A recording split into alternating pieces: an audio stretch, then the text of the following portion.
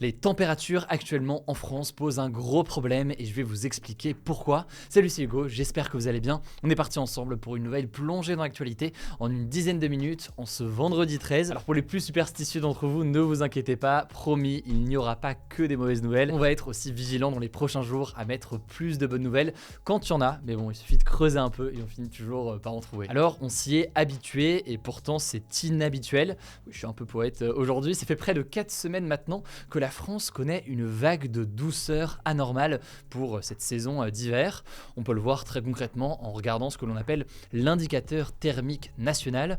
L'indicateur thermique national, en fait, c'est une donnée de Météo France qui indique chaque jour la température moyenne dans le pays, ce qui nous permet tout simplement donc de comparer la température moyenne aujourd'hui par rapport à la température moyenne à la même date il y a 1 an, 5 ans ou 10 ans. Or, en moyenne, du 21 décembre au 12 janvier, les températures ont été de 4,5 degrés au-dessus des températures normales pour cette saison. C'est donc un record, il n'avait jamais fait aussi chaud en hiver ou aussi doux, si on peut dire ça comme ça, en hiver, à cette période et sur une durée aussi longue. Et d'ailleurs, on avait déjà parlé dans ce format des actus du jour de record de température pour le 31 décembre 2022. C'était le plus chaud 31 décembre jamais enregistré, avec 9 degrés en moyenne de plus que les températures habituelles, et notamment 23 degrés dans les Pyrénées-Atlantiques. Mais donc, ce qui est intéressant à noter aujourd'hui et ce qui est nouveau, c'est qu'on a là un épisode qui dure dans le temps au fil de la saison. Alors on pourrait se dire effectivement c'est cool, il fait bon, c'est plus agréable peut-être que quand il fait 0 ou -1, mais derrière ça pose beaucoup de problèmes, des problèmes notamment pour l'agriculture et pour les récoltes. C'est en fait une facette du changement climatique qui n'est pas souvent abordée mais qui est très concrète et qu'on voit en ce moment. En fait, avec cette douceur si particulière, les plantes sont soumises à ce que l'on appelle un faux printemps. C'est comme ça que le décrit l'agroclimatologue Serge Zaka, qui est cité par le journal Les Échos. Aujourd'hui, plusieurs familles de plantes sont déjà en train de bourgeonner en ce moment, avec donc 1 mois et demi d'avance par rapport à ce qui se fait normalement. Et cette situation, elle peut empêcher par exemple les arbres de se régénérer correctement durant l'hiver, puisque le froid est indispensable en théorie pour que les bourgeons et donc les fruits se forment ensuite correctement. On estime par exemple qu'un prunier a besoin de minimum 800 heures à moins de 7 degrés. Voilà, petit fun fact, pas si fun d'ailleurs que je vous partage, je vous laisse faire ce que vous en voulez. Bref, plus sérieusement, là où c'est intéressant, c'est que ces bourgeons apparaissent donc de manière précoce et ça rend en fait les plantes très vulnérables à des épisodes de gel d'ici à la fin de l'hiver. Le gel pourrait en effet venir tuer ces bourgeons qui sont venus trop tôt et donc condamner les récoltes de ces plantes. Je vous mets des ressources directement en description si vous voulez en savoir plus, mais c'est du coup un véritable problème et c'est déjà arrivé d'ailleurs en France en 2021. Il y avait eu un très gros épisode de gel au printemps et il y avait eu des effets dévastateurs sur les récoltes de raisins qui avaient été en baisse d'environ 1/3 par rapport aux autres années. Et ça, très concrètement, ça s'était traduit par des très lourdes pertes pour les viticulteurs. À l'époque d'ailleurs, le ministre de l'Environnement avait parlé, je cite, de la plus grande catastrophe agronomique de ce début du 21e siècle. Et ça avait aussi touché de nombreuses récoltes. On ne pourrait pas toutes les citer ici, mais des récoltes de céréales, de colza, de betteraves, bref, beaucoup de récoltes qui avaient été impactées à ce moment-là. L'autre risque par ailleurs qu'il faut noter, c'est que la douceur hivernale favorise la survie d'insectes et de prédateurs capables de ravager les plantes et les cultures, alors que normalement le froid empêche de les faire proliférer et d'avoir un impact donc sur ces récoltes. Ça pose aussi un problème pour l'élevage, on le voit par exemple avec la prolifération du campagnol dans la région Occitanie. Le campagnol, c'est donc un rongeur qui fait des trous et des galeries comme les taupes, ce qui réduit donc la quantité d'herbes comestibles pour les animaux. Et pareil, normalement sa population est réduite en hiver à cause du froid. Cet hiver donc ça pourrait être moins le cas, ce qui pourrait donc avoir un impact là aussi. Et donc les conséquences de tout ça finalement, c'est une augmentation chez certains agriculteurs de l'usage de pesticides et de produits chimiques pour tenter de sauver leurs récoltes. Ça peut entraîner aussi pour la population une flambée de certains prix d'aliments, mais aussi à l'échelle nationale, à l'échelle macro si on peut dire ça comme ça, une baisse de l'autonomie alimentaire de la France, vu que la France se retrouve dans certains cas obligée d'importer davantage d'aliments, davantage de nourriture, puisque la production est en baisse dans le pays. Bref, l'agriculture française est donc aujourd'hui face à un gros défi d'adaptation.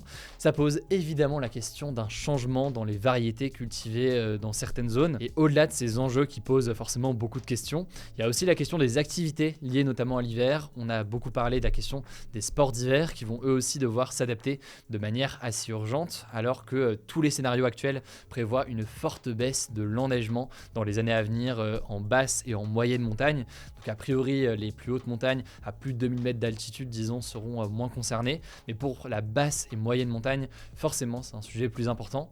Sachant qu'aujourd'hui, 10% des recettes touristiques de la France sont liées au tourisme des sports d'hiver. C'est donc aussi un impact économique et en termes d'emploi important. Bref, vous l'avez compris, on parle régulièrement du changement climatique sur la chaîne parce que ça nous semble tout simplement essentiel. Mais je voulais vous en parler aujourd'hui différemment, disons, sous ce prisme de la question du dérèglement climatique de l'hiver et ce que ça peut engendrer. En tout cas, sachez à très court terme qu'après 4 semaines de douceur, a priori le froid va faire son retour en France la semaine prochaine.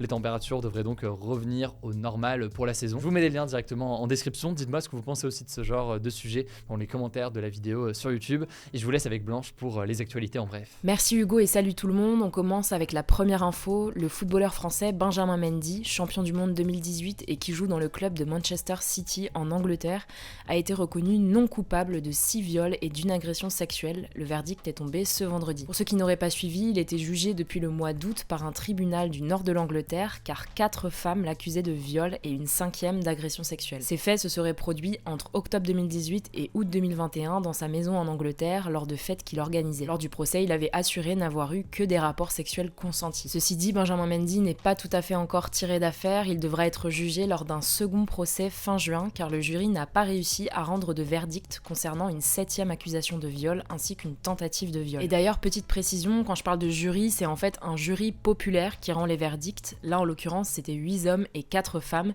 et pour l'instant, on n'a pas les détails du jugement. Et puis au-delà de cette affaire, faut savoir que c'est très compliqué de juger les affaires de viol ou d'agression sexuelle vu que c'est dans le cadre de l'intime, donc ça reste très difficile d'avoir des preuves, ce qui peut expliquer que le jury par exemple n'a pas réussi à trancher pour cette 7e accusation de viol. Deuxième actu, et c'est une bonne nouvelle, on en parlait pas mal en fin d'année, mais le risque de coupure d'électricité s'éloigne de plus en plus en France. C'est en tout cas ce qu'a annoncé la ministre de la Transition énergétique Agnès Pannier-Runacher ce vendredi, en gros que la France avait, je cite, la capacité à finir l'hiver sans coupure. La première raison, c'est qu'EDF a remis en service des réacteurs nucléaires qui étaient à l'arrêt pour maintenance.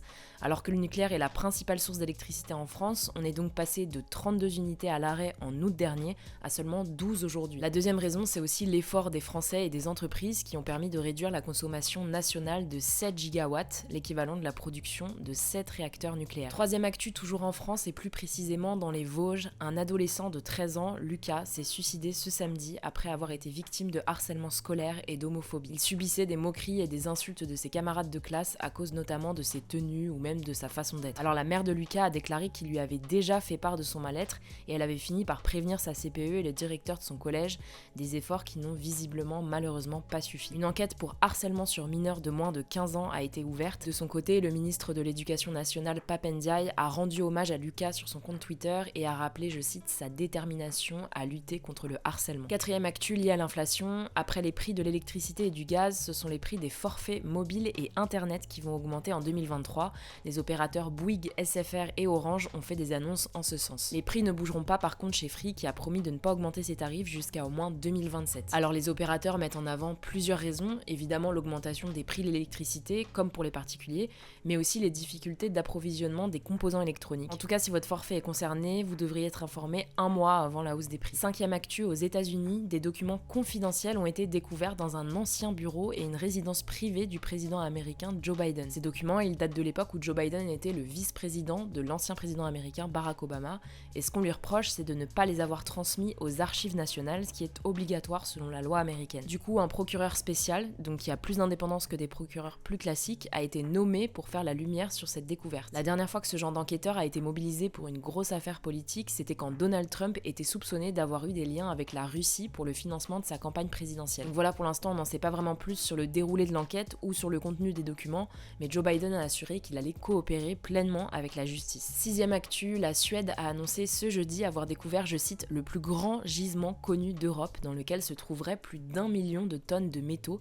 qui sont indispensables pour la transition énergétique. En effet, ils servent notamment à fabriquer les turbines des éoliennes mais aussi les batteries des véhicules électriques, et ce alors que l'Union européenne a voté la fin des voitures neuves à essence et diesel à partir de 2035. Alors l'exploitation de la mine ne devrait pas commencer avant 10 ou 15 ans, on a le temps, mais c'est une découverte assez importante puisqu'on est dans un moment où l'Europe s'inquiète de sa dépendance vis-à-vis de la Chine, qui est le plus gros producteur mondial de ces minéraux, mais aussi de la Russie. Dernière actu, une planète de la taille de la Terre potentiellement habitable a été découverte par la NASA. Elle se situe en dehors du système solaire, dans une zone où l'eau liquide pourrait exister et où les températures, ni trop chaudes ni trop froides, pourraient permettre à la vie de se développer. En plus de ça, sa surface est probablement rocheuse, selon les données qui ont été récoltées par les scientifiques, un autre élément qui faciliterait le développement de la vie. Alors peut-être notre future planète, affaire à suivre. Merci Blanche. Alors le débat hier, c'était le suivant: êtes-vous favorable à l'instauration d'un uniforme à l'école? Et là en l'occurrence, ça fait partie de ces débats qui vous partagent beaucoup, pour dire les choses comme ça. C'est quasiment un équilibre entre le oui et le non, avec un très léger avantage pour le oui au moment où je regardais les résultats tout à l'heure. Pas de débat aujourd'hui par contre. Du coup, ce sera tout pour cette nouvelle plongée dans l'actualité en une dizaine de minutes. N'hésitez pas à vous abonner évidemment à cette chaîne YouTube pour ne pas louper les vidéos suivantes.